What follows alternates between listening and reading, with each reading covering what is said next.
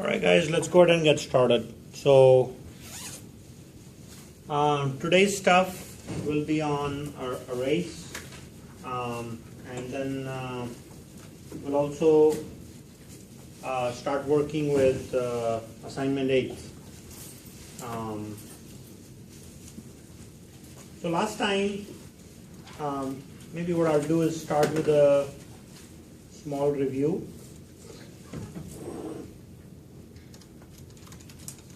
On arrays, and then I'm going to talk about the applications of arrays. We're focusing only on one-dimensional arrays for now. So to start off,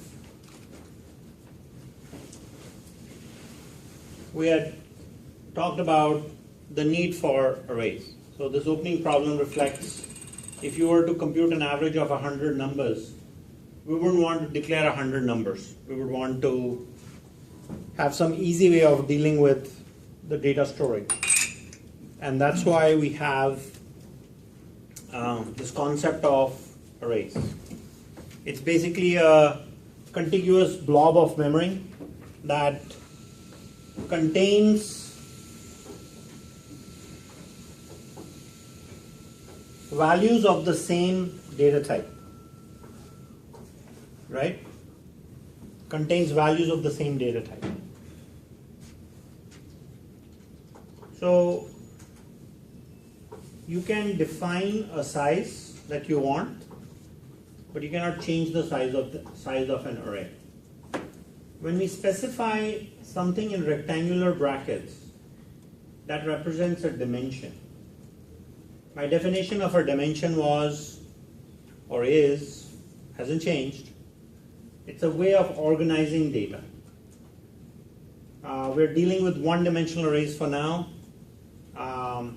So in this case, we are storing a list of doubles. There are many different ways of declaring an array. So first, we are looking at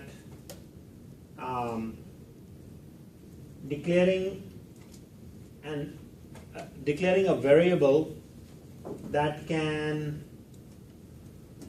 point to an array. We also have another type or another way of the declaration that you see here. This is not preferred. When we set up the rectangular brackets with the data type, right, that makes the data type definition complete. So this is the preferred way along with the name of a variable.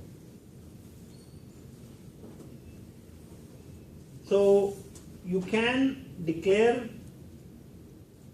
an array like this and then have the new this new setup separately in a separate expression, like this one. You can break that out into two separate expressions. When you say new, that means what? Create memory given the data type, and then the size that is specified. We create those many number of cells, if you will, for storing the values. So in this particular case, we will have 80 bytes of memory allocated. Each array is referenced by its index value. It starts with 0 always, and it progresses to n minus 1.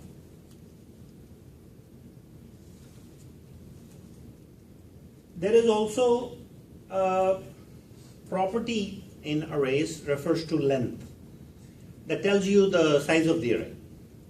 I can always access that. So in our example, mylist.length will return 10. So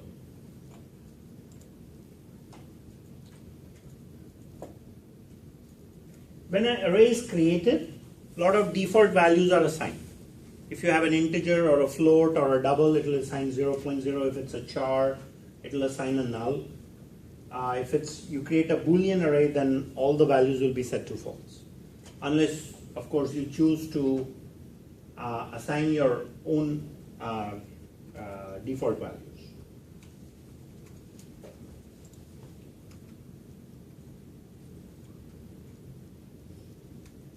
This is another way of initializing, creating an array and initializing it all at the same time. So this will declare an array of type double of size 4, and it will populate the values in it. I want to take you guys through tracing a program with arrays. How an array is declared, and the right side shows you what happens in memory. So you can clearly see when an array is declared, we have an array of size 5, index location 0 through 4, and all values are populated with 0 because the data type is in. When we start iterating through the loop, we initialize our counter to 1. So notice we are not starting with 0. So meaning we are going to ignore populating a value in the 0th location. And when we set the value to value of 1, that value is set to 1 because I plus value I minus 1 is, it equals to 1. Then we increment the value and index location 2 becomes 3. If you follow along with math, I is 2 plus 2 minus 1, 3. When I becomes 3, the value becomes 6. When I is 4, the value becomes 10. So when it's time to exit the loop, we populate the value with value of 1 and value of 4. So the result becomes 11. So this little tracing kind of shows you how array is created and what it looks like in memory and how to use array elements in expressions. So that from that standpoint, the pictorial representation makes things nice and clear. So there are a few more examples that we did go over, so I'm not going to look at those today. But I'll start with the enhanced for loop. Of course, there are many more things to look at, and these are array applications. In JDK 1.5, a new loop type was introduced. You guys are already familiar with do while, and for loop. So the for each loop kind of looks like this. You define a value, colon, and you specify the name of the array, and then just say system.out.println or whatever action you want to take, right? The idea of the for loop or this kind of a syntax is that it's a shortcut and it's used with arrays only. So I can basically, the full notation that I have to do for mentioning the index values, I don't have to do that here. So I can simply run through the array, one value at a time from start to end, without having to use index location 0, length, and specifying array name with index value. So how does this work? So we go back to our opening problem, computing an average of the first 100 numbers, reading 100 numbers into an array, computing their average and finding out how many numbers are above the average.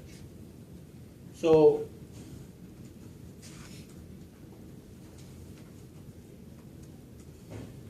this problem can be solved using the following design.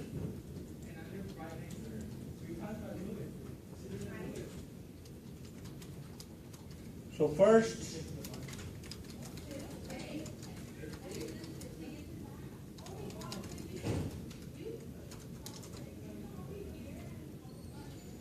you can start with declaring an array of size 100. Use scanner in a for each loop to read 100 values. Use for each loop to compute the average.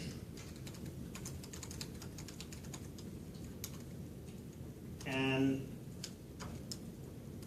use for each loop to print out all values in array greater than average.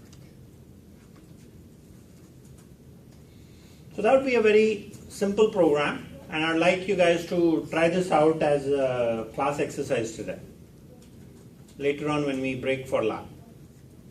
Okay? And I'll leave this up for us to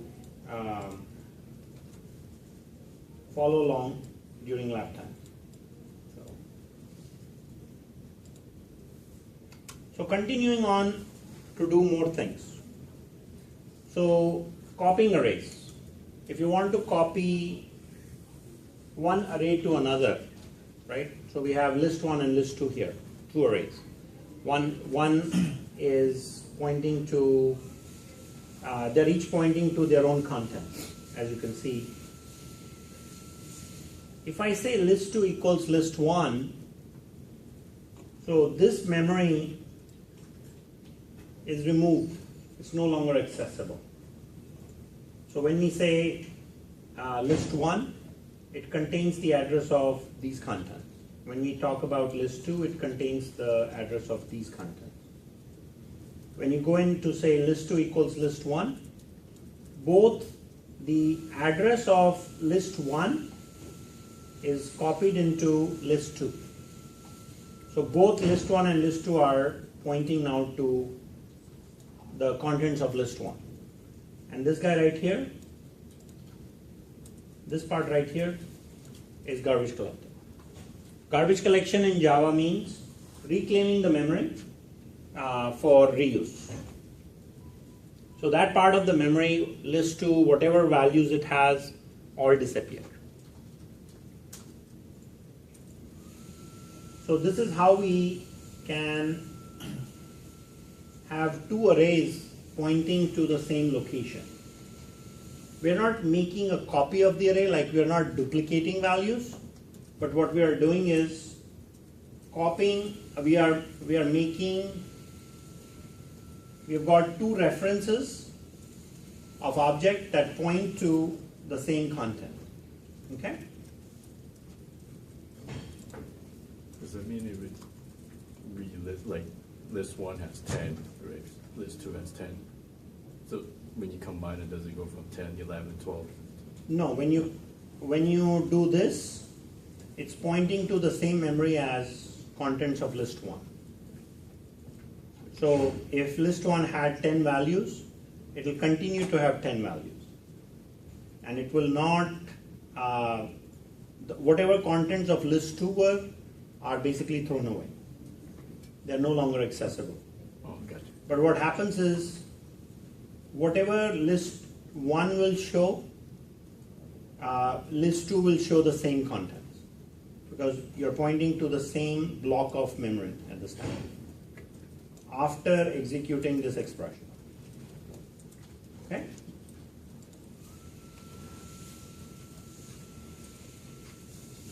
How do we copy arrays? So copying an array, we declare an array here, and then we create another array called target, which is the length of the source. Okay? So what we are doing in this code is we initialize the array to,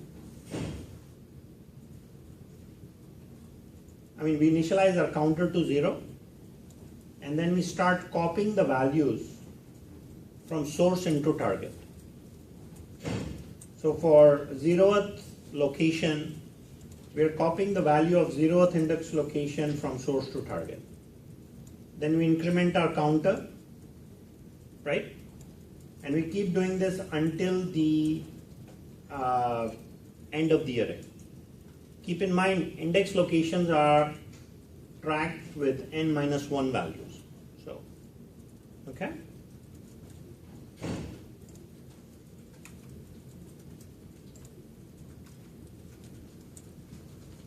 There is also a method called arraycopy, which does the same thing as what you see here. So instead of, if we import java.utils.array, we can use the arraycopy method and give the source array starting location. This is a predefined static method. We can provide the name of the target array and the target position and how many values to copy. So this is a predefined function. Java gives you these capabilities. So if I were to do the same thing as the previous,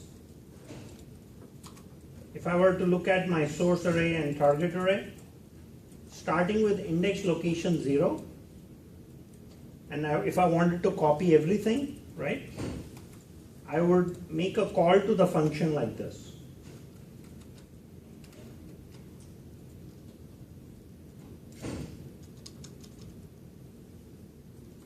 Actually, the call is right there. It says source array, starting location 0, target array, starting location 0, and copying the length, which is however many elements there are. So in our source array, we have 5 elements on the previous slide. So all these values would get copied from source to destination. Okay? Using arraycopy. This is something you guys are going to be using in your lab 8. Passing an array to a method. This is where we're also slightly touching upon pass by reference. So here we have a method called print array, and I'm passing it I've declared a int array as a formal parameter. You guys are probably very conversant with methods by now, static methods at least. So this method is declared static. So what I'm doing in this code is basically running through the array and printing one value at a time with a space in between. It's using the print method, so it won't print a new line. The difference between print and print line is print line will add a new line character, so print does not. But anyway, you guys are not using this in your lab assignments, you're using printf. So we have our method definition here. We go ahead and we invoke the method. So by using print array list. So an array is declared, and we pass the array this list. We pass that as an argument, and it's passed to array. So just like, so list and array point to the same memory location. I don't know if you guys recall the slide I had shown you here, where list 1 and list 2 pointing to the same content. Yes? This exact same thing is happening when we pass an array. So we say print array list, So memory location of list, which is pointing to this blob of memory, is that the address of list, or the address that is contained in list, is passed to the array, right? So this is the concept of pass by reference.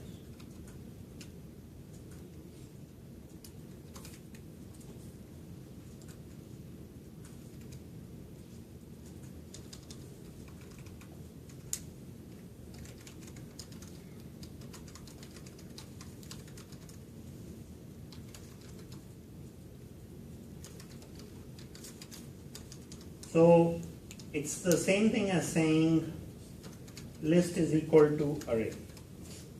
But the idea is that array variable can access memory outside of print array. Array is not declared inside print array, it's passed to it, right? So this is the concept of pass by reference. How is it different than pass by value? We would not have copied the address, we would have copied the value. Here the value happens to be an address. Okay? Slide is also showing you one more little thing, which is print array is invoked with just declaring an array on the fly. An array that does not have a name. It's called an anonymous array. We just say new int and we have some values. This would be referred to as a name without an array without a name. Also referred to as anonymous array. So again, the only way to refer to this anonymous array would be this variable name inside the function. Now if these expressions were being written in main, then name can be used to refer to the array. But using this anonymous array, it's not referenceable again, right? Once it's used, we are done with it. If you want to try to reuse anonymous array, you have to redeclare it.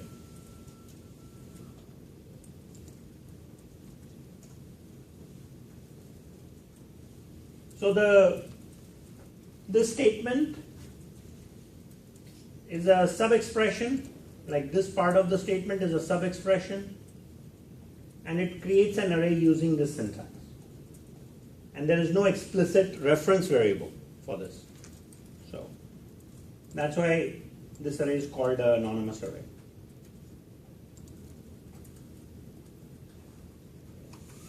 Yes? What is the situation to use anonymous?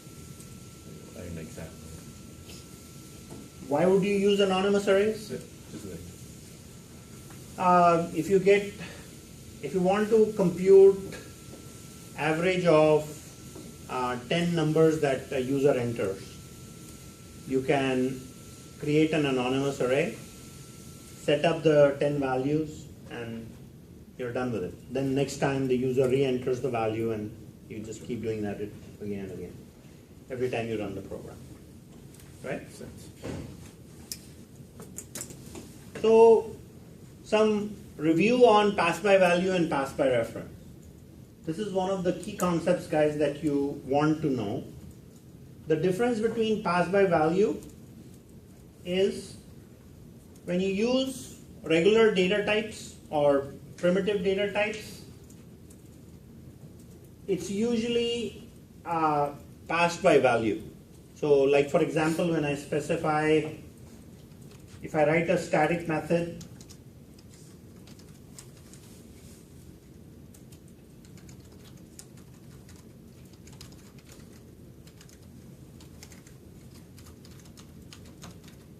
I know you guys are writing a ton of methods or wrote a ton of methods in lab 7, assignment 7. So when an integer is declared, it contains a value, like 10 or 20 or 50. And what we do is we pass the value of x or y by, when we pass that value to a method, right, we make a copy of memory that's in the arguments into the formal parameters. So for a parameter of a primitive type value, in this case x and y, the actual value is passed. When we declare an array,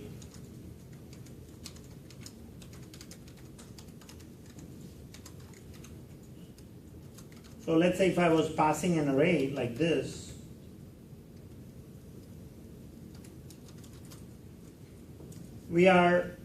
the value that is contained in x is a memory address. And in this case, actually let's just use a different name to avoid confusion. In this case, A1 is the reference.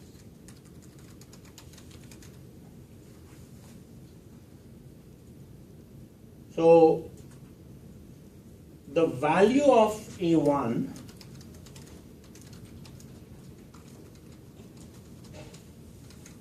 and this is what really differentiates between pass by value and reference. Value of A1 is an address containing contents of the array. Right? So if I were calling the compute sum method, so let's say I'm somewhere in main, and what I'll do is create an array A2, and I think I'd mentioned our preferred way of declaration is this. So I'll go ahead and populate it with some values. So there is this blob of memory A2 in main, and I'll go ahead and call compute sum, and I'll pass A2 to it. So now A2 and A1 point to this blob of memory that contains 1, 3, 4, or 5. Does everyone understand that? So inside of compute sum method, if I make a change to A1, so let's say I write one statement that is like this, A1 of 2 is equal to 55. Let's say I have that one line of code. That will change the value 4 to 55. You guys see that? If you guys are able to basically understand that, I think you get pass by reference. If not, please let me know, I'll be happy to repeat it. When I write this expression, A1 of 2 equals 55, because I'm passing A2 to this method, I can in effect change these values. So if I say A1 of 2 equals 55, that changed the value, it was 4, right? So the value of value of A2, 2 will be set to 55. Okay? Pass by reference. And that's what the paragraph in the bottom shows, that for a parameter of an array type, the value of the parameter contains a reference to an array. It contains the address of the array. The reference is passed to the method. Any changes to the array that occur outside the body will affect the original array that was passed as the argument. So I demonstrated that with an example that the value of A2, location 2 is set to 55. Okay? You should be able to explain pass by reference and also apply, you'll be applying it in Lab 8. As we'll look at that in a moment.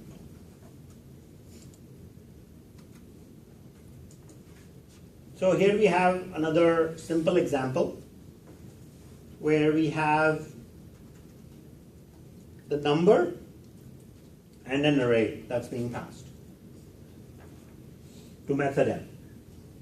Method M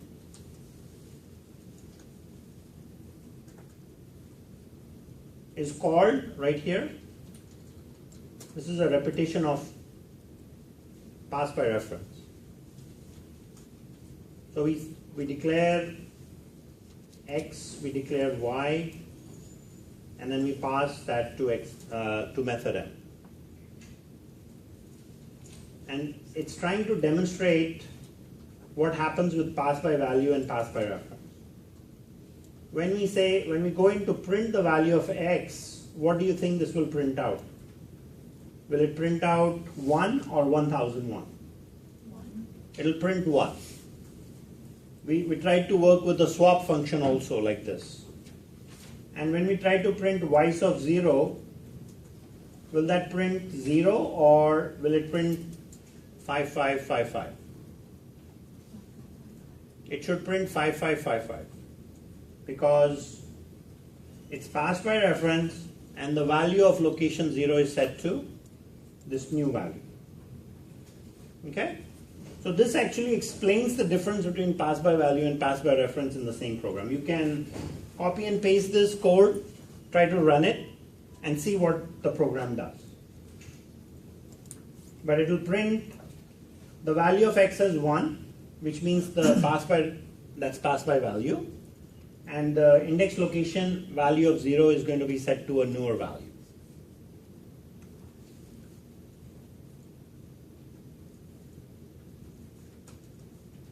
So this goes on to show you how the memory for this program looks. So in method M we have two variables, number and numbers.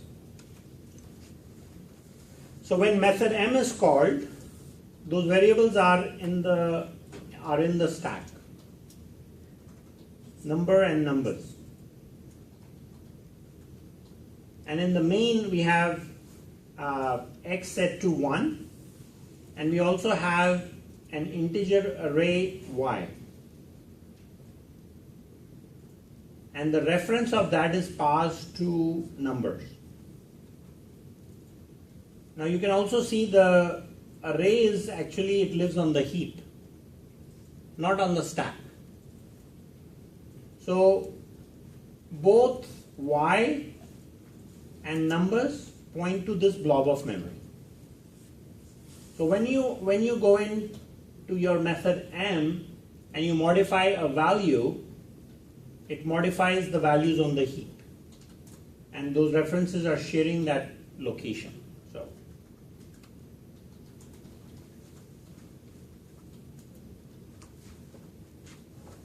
going back to the swap method.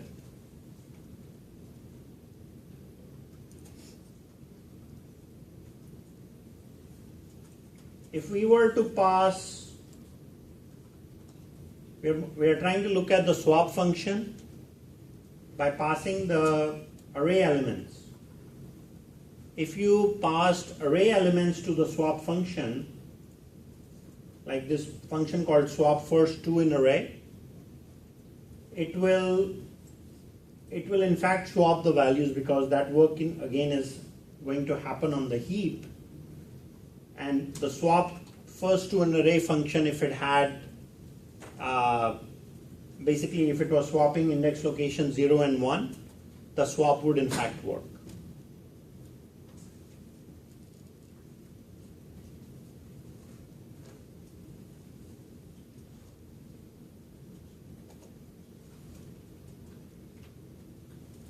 So does everyone know what heap is? It's another part of memory. where dynamic memory allocation occurs. And all the arrays when created using, anytime you use the new keyword, it's going to allocate memory on the heap.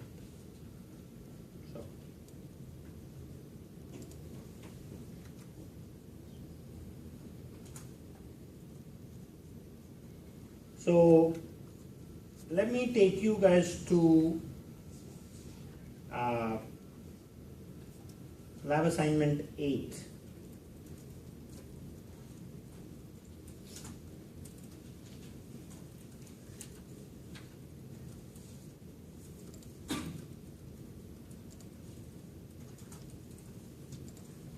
One second, if you guys don't mind, let me just make sure all the concepts that we need in assignment 8 are in fact covered. Okay, in fact we need one more construct, guys, sorry. So I'm going to continue on with this slide deck. Returning an array from a method. This is another construct you're going to apply. So in this case we have an array definition, array data type that is returned from a method. So we pass in a list, right? And so that's a one-dimensional array. And then in the array, inside the function, we write code to reverse the list. And then we declare a local array and we pass that back from when the function call is made. So one thing to keep in mind is just to write some clear notes about this. Excuse me. What is the point of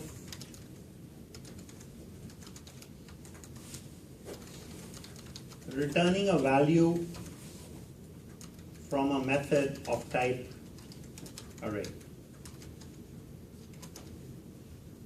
So this returns the address of an array that is created on the stack. Any variable that's created inside a function is declared on the stack. Meaning at the end of function, that variable and values are garbage collected. Do you all understand the meaning of the term garbage collection? Reclaiming the memory.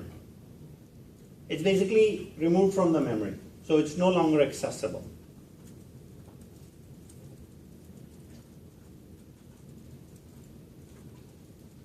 So when I return the value, returning the value as integer array allows for preventing the variable declared in method from garbage collection. So in this case, int is declared, result is declared locally. We go through the code here and reverse the contents of the array that is passed in, and then we say return result.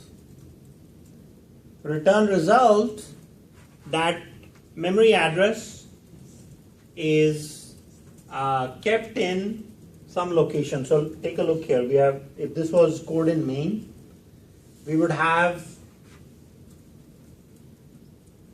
a list.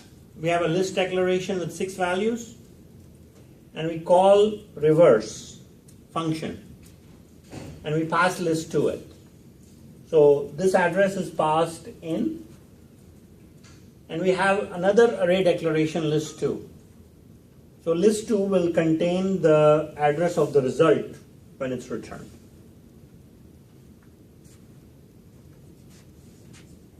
Does that make sense? That's the key part of showing you this array when it's returned by when this return type is specified. What's happening is the address of results gets saved in list 2. Okay? I'm covering this because I need you guys to apply this in assignment 8 in one of the functions that you're supposed to write.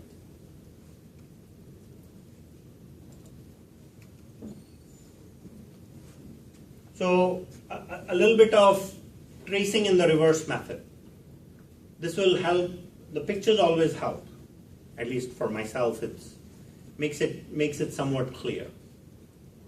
So we've got our list and list to declarations as you see above, and you see a call to the reverse method.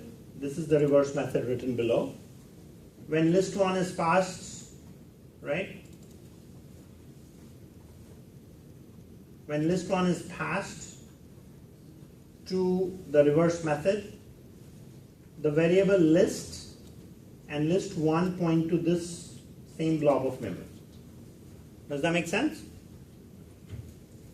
So we declare the array first, called result. This result array is declared with values of all zeros. That's how arrays are declared in Java. The list is passed into the function, and the declaration looks at the length of list to create the result as a local variable. So we go through, we start with the code, and we're going to go from I is set to 0 and j is equal to 5 minus 1.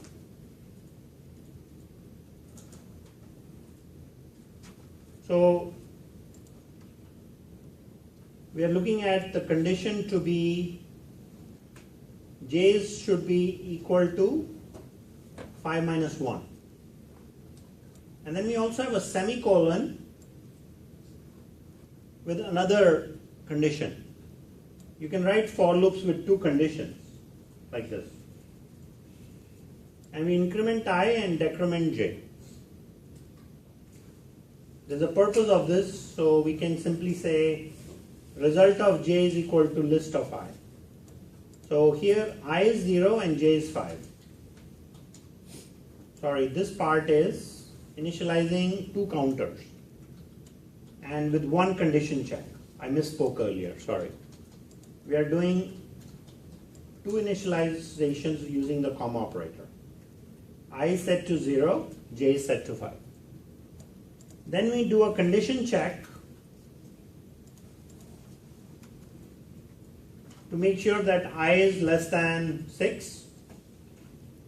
I is right now 0. So we take the value from the 0th location and put it in result, put it in the last location, because we set j to result dot length minus 1, which is 5. Then we do our counter changes. We set I to 1 and j to 4, right? This is how you reverse an array. Keep these slides handy in case I end up asking you questions on the exam for, write code to reverse the array. It's right there. So we again check if I is less than 5. I is 1 now. And there we are. The value 2 from location 1 in list makes it to location 4 and end result. Right? So we keep doing this until all the values, make it in result.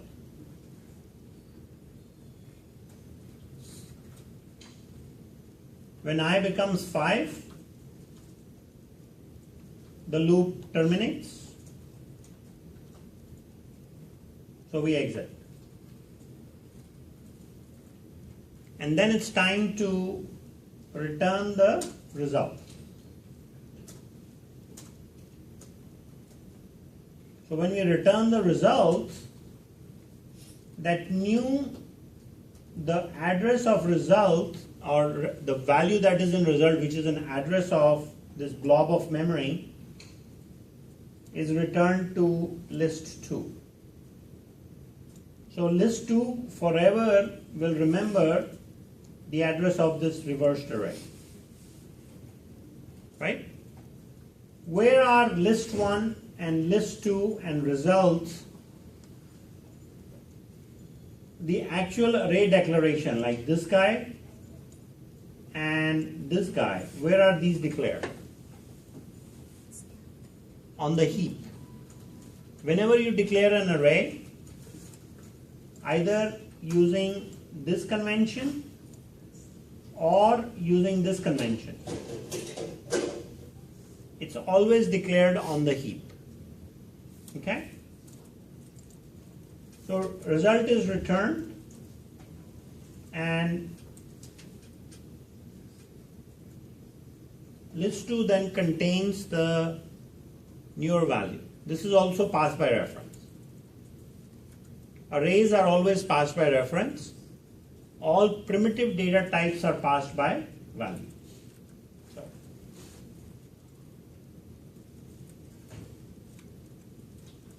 Okay. So let's take 10. When you come back, I'll go over assignment A.